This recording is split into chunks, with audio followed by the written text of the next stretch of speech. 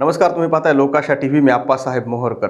लातूर महानगरपालिका निवडणुकीच्या पार्श्वभूमीवर भाजपने प्रचाराचं रणसिंग फुंकलं असून भाजपच्या उमेदवाराच्या प्रचारासाठी रवींद्र चव्हाण हे लातूरात आले होते.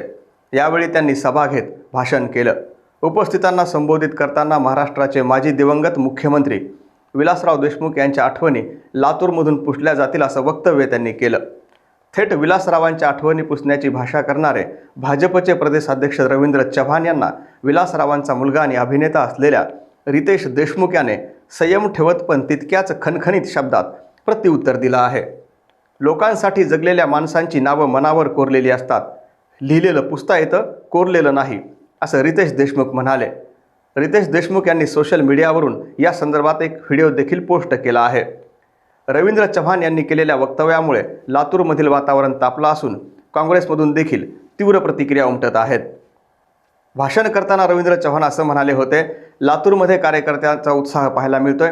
हा उत्साह पाहून लक्षात येतं की लातूर शहरातून विलासराव देशमुख यांच्या आठवणी पुसल्या जातील, यात कोणतीही शंका नाही. त्यांनी केलेल्या या वक्तव्यानंतर हर्षवर्धन सपकाळ यांनी देखील आपली प्रतिक्रिया दिली. ते म्हणाले, विलासराव देशमुख यांच्या आठवणी लातूर जिल्ह्यातून पुसू शकणार नाहीत आणि असं करणारा अजून कोणी निर्माण झालं नाही. अनेक जण या ठिकाणी इच्छा बाळगून आले, परंतु स्वाभिमानी लातूरकरांनी त्यांना त्यांची जागा दाखवून दिली. विलासराव देशमुख यांनी आपलं संपूर्ण आयुष्य लातूरच्या विकासासाठी समर्पित केलं. आज सत्तेचा माज असलेले भाजप नेते लातूरमध्ये येऊन बरळून जातात की विलासराव देशमुख यांच्या आठवणी पुसल्या जातील. त्यांना काय समजणार? विलासराव देशमुख यांचं लातूरकरांसोबत असलेलं नातं. भाजपवालो याद राखा, याचा करारा जवाब मिलेगा, अशा शब्दामध्ये हर्षवर्धन सपकाळ यांनी भाजपला खडे बोल सुनावले. विलासराव देशमुख यांचं महाराष्ट्राच्या आणि देशाच्या राजकारणात एक वेगळं स्थान होतं. काँग्रेस पक्ष संघटन वाढवण्यासाठी विलासरावांनी हयात घालवली. सत्तेत असो किंवा नसो, त्यांची एक विकासाची भूमिका ठरलेली असायची. भाजपचे दिवंगत नेते गोपीनाथ मुंडे आणि काँग्रेसचे विलासराव देशमुख यांच्यामध्ये मैत्रीचे किस्से आजही राजकारणात सांगितले जातात.